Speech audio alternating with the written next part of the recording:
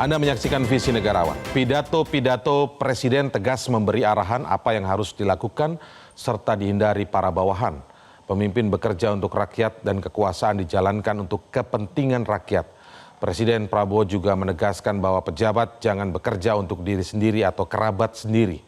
Konstitusi mengamanatkan pemisahan kekuasaan melalui mekanisme check and balances 3 cabang pemerintahan.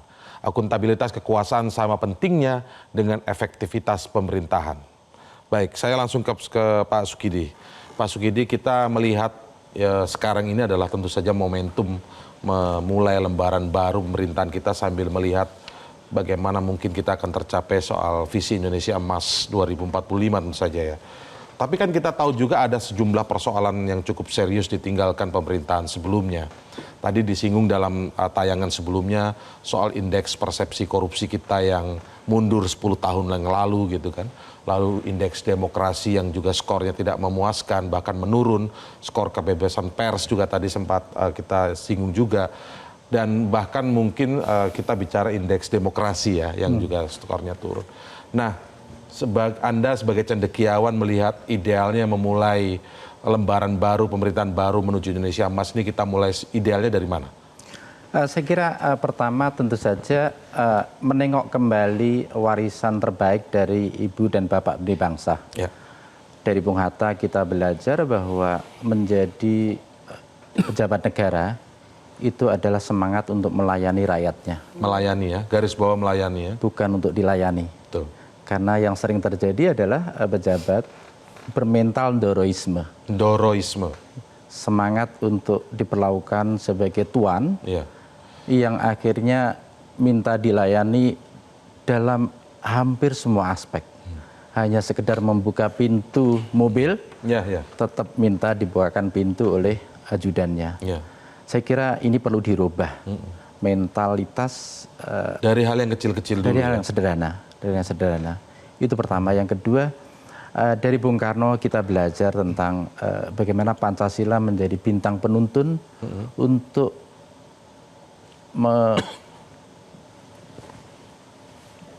mengarahkan Indonesia ke depan.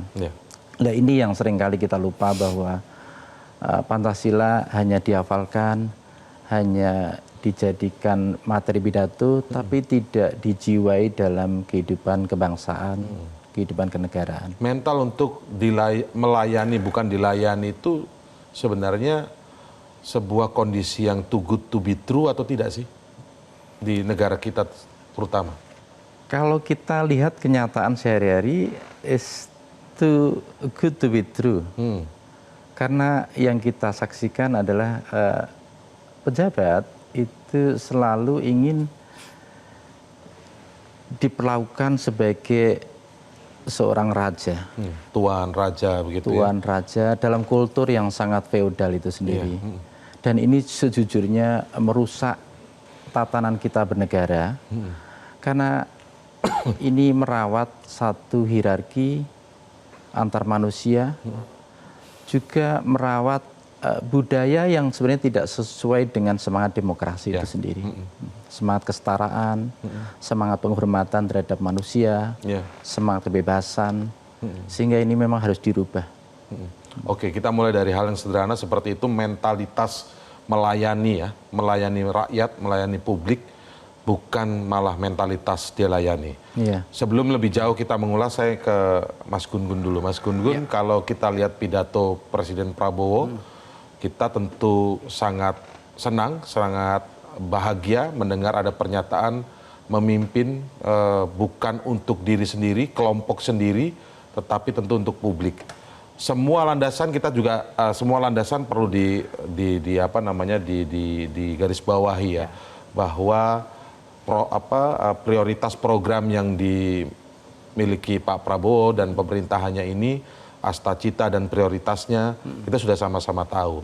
Tapi kalau kita lihat tentang landasan paling utama agar program-program itu bisa berjalan dengan baik tentu saja adalah bersih dulu. Harus bersih dulu. Bagaimana Anda melihat indeks persepsi korupsi yang stagnan, kembali mundur 10 tahun yang lalu, walaupun sempat naik di 2021, tapi mundur dan stagnan begitu ya di antara dari 2022 sampai 2024. Dan kemudian melihat berbagai kasus yang ada di KPK dan lain sebagainya. Bagaimana Anda melihat ini untuk memulai sebuah lembaran baru pemerintahan? Untuk memulai lembaran baru menurut saya memang pemimpin itu harus menjadi transformative leader. Transformatif leader. Ya, dia harus menjadi pemimpin yang menggerakkan, termasuk yang Mas Indra tadi highlight ya, menggerakkan penguatan hukum di Indonesia. Ya. Kenapa? Karena salah satu problem fundamental dalam pengelolaan Republik ini yaitu soal bagaimana akuntabilitas publik itu terjaga. Ya. Melalui tentu tindakan-tindakan yang konkret, bukan semata narasi. Kalau narasi aja tidak punya koherensi material, struktural, dan karakterologis, Ya. jadi kan narasi itu harus koheren, harus padu. Betul. Antara apa yang diucapkan dengan apa yang kemudian dibuktikan lewat tindakannya. Nah, oleh karena itu maka contoh misalnya korupsi itu bukan persoalan sepele. Tapi ini persoalan sistemik dari hulu ke hilir. Betul. Bukan hanya mengadili 1-2 orang, tetapi bicara aspek hulunya dulu, Betul. yaitu soal mindset. Misalnya mindset soal bagaimana akuntabilitas publik itu diwujudkan. Contohnya misalnya dalam langkah-langkah progresif, ya seperti misalnya bagaimana komitmen Indonesia atas penyitaan aset misalnya, ya kan? Itu kan langkah progresif. Betul. Atau misalnya bagaimana memperkuat auditor internal dan eksternal. Ya. Ini kan sesuatu hal yang konkret. Jangan kemudian kita bicara menegakkan hukum untuk pemberantasan korupsi, tetapi KPK-nya diperlemah. Ini kan sesuatu yang berbeda. Kontradiktif justru. Kontradiktif. Bagaimana misalnya institusi KPK yang harusnya independen, ya menjadi mengalami korporatisme politik, gitu ya. Ini kan menjadi suatu hal yang problematik, sehingga kemudian KPK tidak bisa lagi mendapatkan yang disebut public trust. Ya. Nah, kalau misalnya tadi Mas Indra bicara soal indeks persepsi korupsi, kenapa turun? Jawabannya pasti karena banyak faktor yang memperlemah. Betul. Contoh lain adalah soal indeks demokrasi. Kan indeks demokrasi bukan hanya electoral proses, Betul. tapi juga bicara misalnya functioning government. Ya.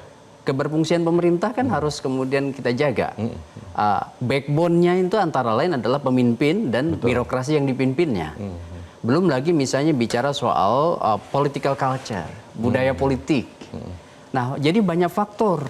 Tidak hanya semata-mata pemilu. Bagaimana misalnya institusi pemerintah yang disebut dengan keberfungsian pemerintah itu berjalan.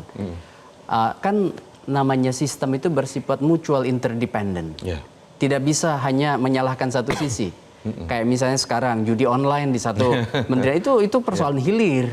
Persoalan hulunya adalah bagaimana akuntabilitas kerja kementerian yang transparan, yang bisa accessible gitu ya. Dan itu kemudian bisa menjadi salah satu penutup celah kemungkinan orang bermain di balik layar, kan begitu. Ya, kalau memang kembali ke soal berbagai program yang baik, bagus, itu seperti akan sia-sia dan tidak bisa berjalan kan Pak Sugidi kalau memang mental kotornya masih ada. Nah sekarang ini kan ada juga momentum tentang pergantian kepemimpinan KPK. Nah bagaimana Anda melihat harusnya ini jadikan momentum calon-calon pemimpin KPK ini diisi memang oleh orang-orang yang memang selayaknya berintegritas tinggi, dan tidak cukup itu tapi juga berani, tidak tebang pilih kasus dan lain sebagainya. Menurut Anda bagaimana?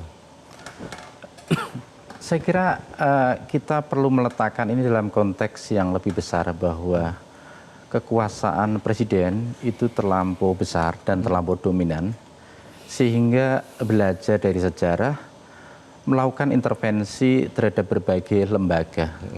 KPK adalah salah satunya, tapi pada lembaga legislatif juga dikendalikan, lembaga yudikatif juga demikian, sehingga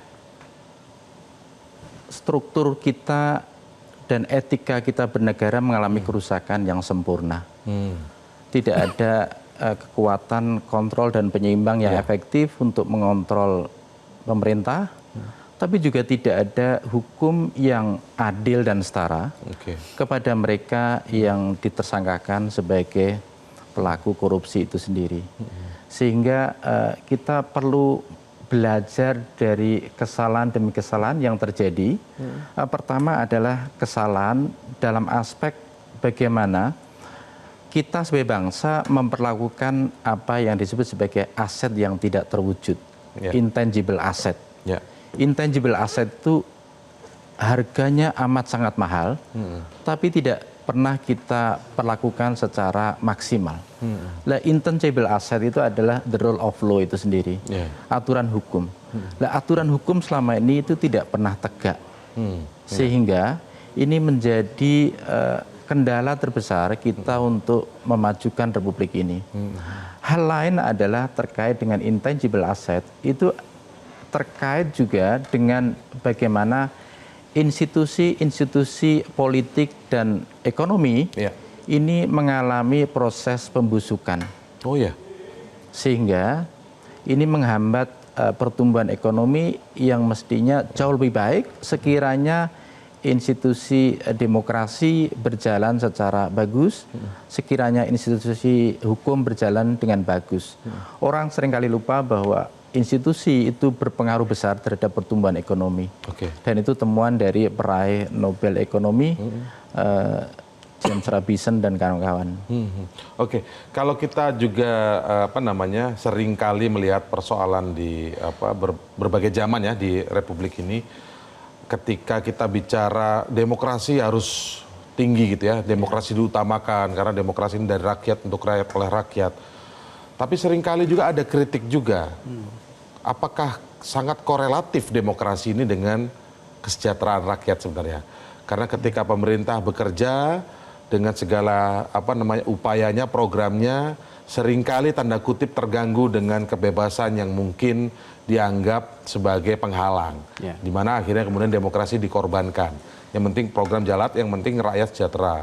Lalu masuk pada teori juga bahwa demokrasi itu kan hanya alat. Nah, supaya kita tidak misleading lagi dengan hal-hal seperti ini, dan demokrasi harus kita jaga, penting sekali. Jangan seringkali dijadikan anggapan itu menjadi penghambat dalam proses pembangunan, dalam proses menyejahterakan masyarakat yang dilakukan oleh pemerintah. Menurut Pak Gun-Gun kayak gimana itu? Jadi gini, menurut saya kita jangan oversimplikatif ya, mengatakan bahwa ketika kita mengambil pilihan demokrasi itu tidak kemudian berkorelasi positif dengan kesejahteraan. Sebenarnya kan bukan di situ problemnya. Problemnya adalah dalam konteks bagaimana mengelola demokrasinya itu sendiri. Karena begini, ada dua problem mendasar yang kerap kali mereduksi kuatnya proses pelembagaan demokrasi di satu negara. Pertama itu yang disebut dan group think.